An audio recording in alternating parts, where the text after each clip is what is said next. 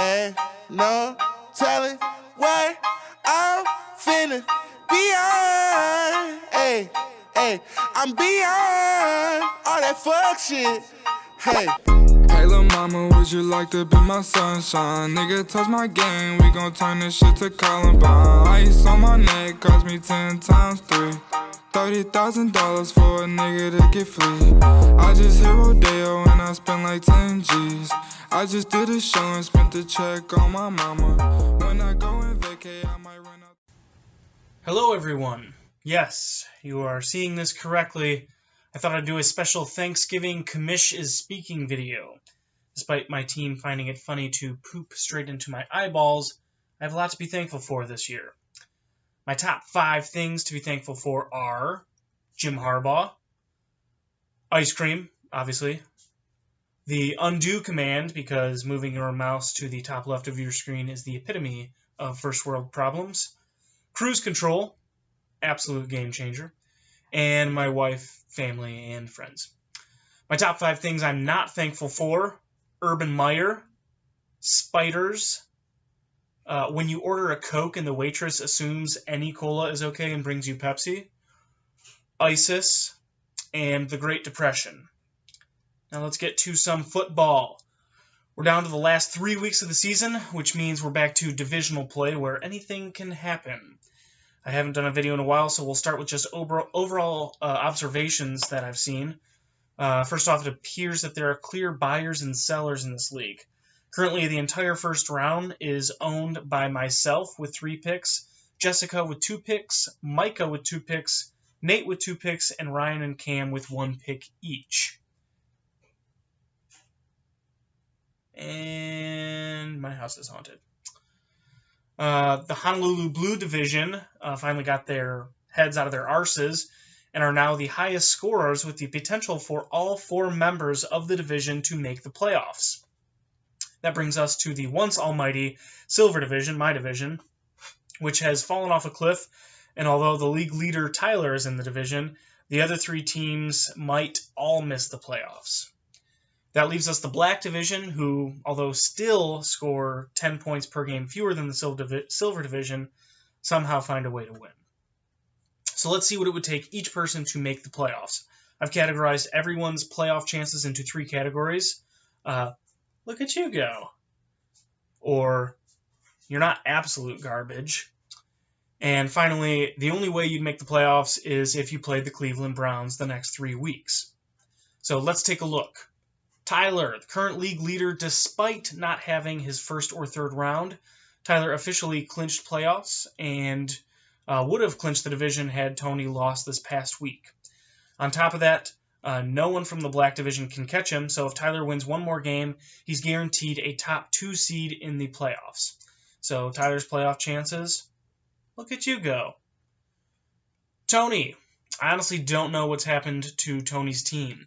Once arguably the top team, Tony had experienced 4 straight losses prior to this last week's win.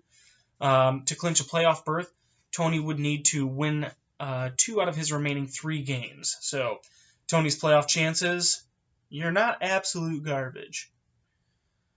Jessica, despite trading Gronk, Jessica is still technically in the mix. In order to be guaranteed to make playoffs, Jessica will need to win her next 3 games and either outscore Dave by 23 points or have Dave lose one of his remaining games. Because Jessica gets to play Tony and myself once each still, and Dave has such a tough division, I'm barely giving her playoff chances a grade of, you're not absolute garbage. Now to myself, the team that everyone decides to put up a boatload of points against. In order to make playoffs, I must win out, have Jessica lose 2 games, have Dave lose 2 games, and have Nate lose 2 games. And I like everything about that except for the me winning 3 games part. I'm giving myself a grade of, the only way you'd make the playoffs is if you play the Cleveland Browns the next 3 weeks. Justin is currently the hottest team right now and has already clinched playoffs.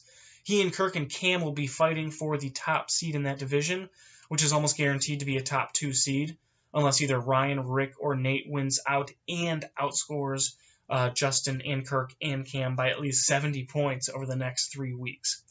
Hey, Justin. Look at you go. On to Kirk. Speaking of Kirk, we just said, he just needs one win to clinch playoffs. Even if he wins out, he and Justin could still tie in terms of records because Justin has a one-win lead over Kirk currently, and that would give Justin the advantage, assuming Justin's teams score at the rate that they have been. But regardless, congrats, Kirk.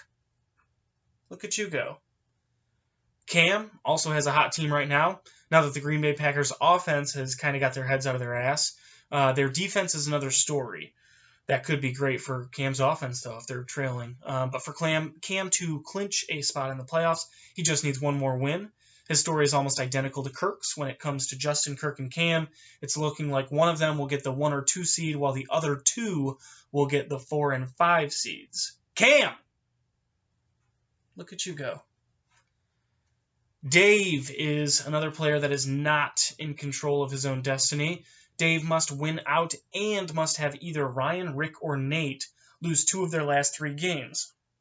Because Dave is in a tough division, I'm giving Dave the grade of the only way you'd make the playoffs is if you play the Cleveland Browns the next 3 weeks. Ryan, Rick, and Nate, I'm going to group you all together, go over it at the same time since your stories are basically identical. You're all going to play each other once. And whichever of you wins the most of your next 3 games will win the division and get the 3 seed in the playoffs. If Nate's record at the end of the next 3 games is tied with Ryan or Rick, however, Nate will lose the tiebreaker since he has scored the fewest amount of points in anyone in the league. There are a lot of different ways any of them could make the playoffs, so I won't go through all of the possibilities. It'll become clear as we go through the next couple of weeks. But it is a very close race. Until next week when things become a bit more clear, to you 3, I say, you're not absolute garbage. And last but not least, your back-to-back defending champ, Micah Garcia. Micah has almost the same shot I do at making the playoffs, but it is still possible. Jessica must lose 2 of her games, Dave must lose 2 of his games, I must lose 1 of my games, and Micah must win out. On top of that, either Ryan or Rick must lose all of their games, or Nate can only win 1 game, which would currently give Micah actually the tiebreaker over Nate, again because Nate scored fewer than anyone currently in the league. Unfortunately, Micah, the only way you'd make playoffs is if you play the Cleveland Browns the next 3 weeks. Keep in mind, all of these scenarios will change each week over the next 3 weeks, but that's what it would take for each person to clinch as we currently speak. That's all I have. Hopefully everyone had a great Thanksgiving. The game is tomorrow, so I encourage you all to watch that and cheer on one Mr. James Harbaugh. And good luck to everybody this week, except for Jessica and everyone else, because I could use some help to make playoffs. Have a good one. In the middle of the party, bitch, get off me. Goddamn. In the cut, I'm rolling up my broccoli. Goddamn. Yeah, I know your baby mama fond of me.